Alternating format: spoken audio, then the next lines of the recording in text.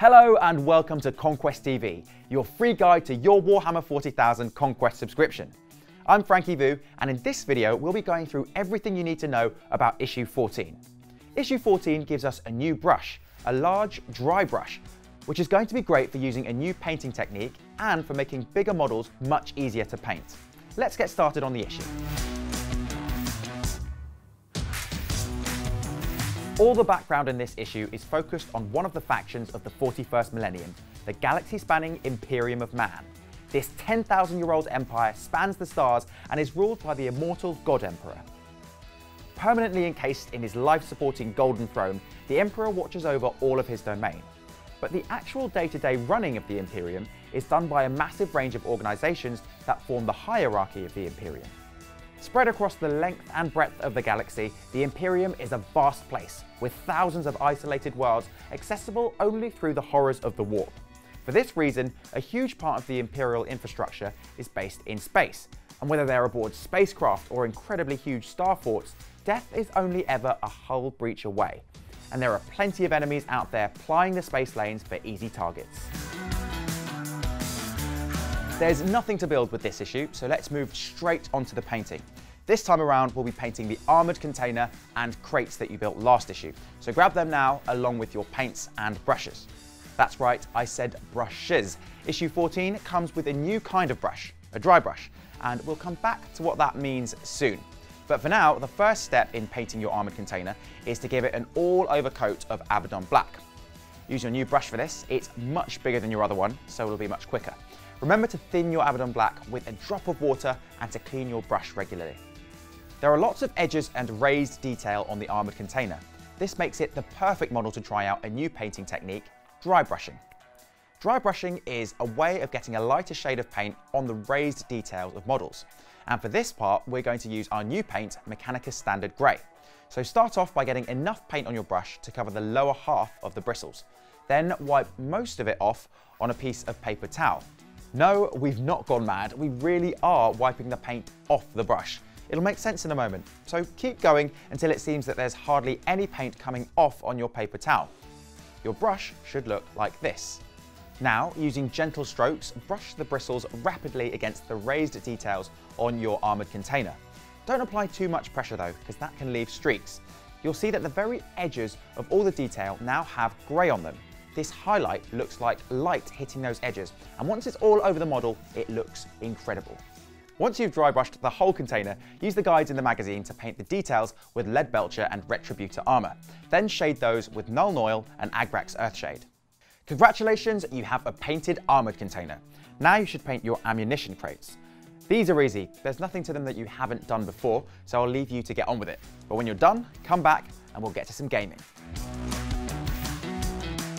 Your new tutorial mission this issue, Courage and Honour, sees the Death Guard continue their march into the bowels of the Honour of Ultramar. Sent to stop them are Intercessors and Reavers led by Librarian Arian, whose prodigious psychic powers might spell the difference between victory over the Plague Marines and Poxwalkers and a hideous defeat. Set up the mission as you see here. For this game, we're going to introduce another phase to the turn sequence, the morale phase. This comes at the end of each turn, after movement, psychic powers, shooting, charging, and fighting. In the morale phase, any units that took casualties in the preceding phases test to see if the shock of their comrades dying makes more of the unit flee the battle. Morale tests are super easy. They use the leadership characteristic from a unit's datasheet. This is the number under LD. Some units have more than one different leadership value, usually because a sergeant or champion leads the unit. While that model is still alive, the unit can use their higher leadership value for morale tests. To take a morale test, a unit rolls a dice and adds the number of models from that unit that were killed this turn. For example, this unit of Intercessors lost one model this turn, so they roll a dice and add 1.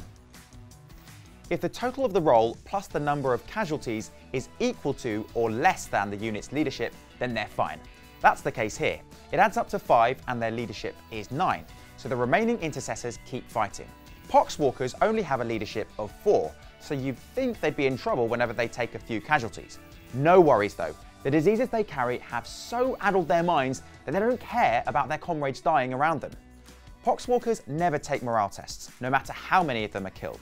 As you play, remember to keep track of casualties your units take so you can take morale tests. The easiest way to do this is to keep models who've been killed just behind the unit until the morale phase. Then take your tests and remove the dead models from the gaming mat. Now that you know how morale tests work, it's time to play your latest mission. Remember to grab your datasheets from issue 13 for easy reference to all the characteristics and abilities you need. You'll find the Primaris Librarian's datasheet in issue 14. After the initial clash with the Death Guard, more forces have been drawn into the battle. A terrifying Blight Hauler has arrived to reinforce the Death Guard, while the Reavers have withdrawn and been replaced with aggressors. In this replay mission, each side has an objective which they must defend while trying to capture the enemies. At the end of the game, you'll score victory points for controlling each objective and for the enemy units you've destroyed. Whoever scores the most victory points wins. The Advanced Rules section has a few extra rules you can use in this game. In the unlikely event that the Space Marines fail a morale test, they can re-roll it because of an ability called "And They Shall Know No Fear." The fuel barrels and ammunition crates also have some special rules. If a unit is obscured by a fuel dump and within 1 inch of it, they get +1 to their armor save. But for each saving throw of a 7+ they make, that's after adding the +1, so any dice that shows a 6, the unit will take 1 mortal wound as the fuel ignites and explodes. The ammunition crates also give +1 to the armor save of models within 1 inch and obscured by them. In addition, any models within 2 inches of an ammo dump can use the ammunition inside to improve their shooting, allowing them to re-roll any to-hit rolls of 1. Handy. Well, that's it for this issue. Next time, we're going to be adding another Death Guard villain, the hideous biologist Putrefier, to our collection. Our games are getting bigger and more complex too, so we'll also get some more dice to make all that rolling easier. Thanks for tuning in. We'll see you next time.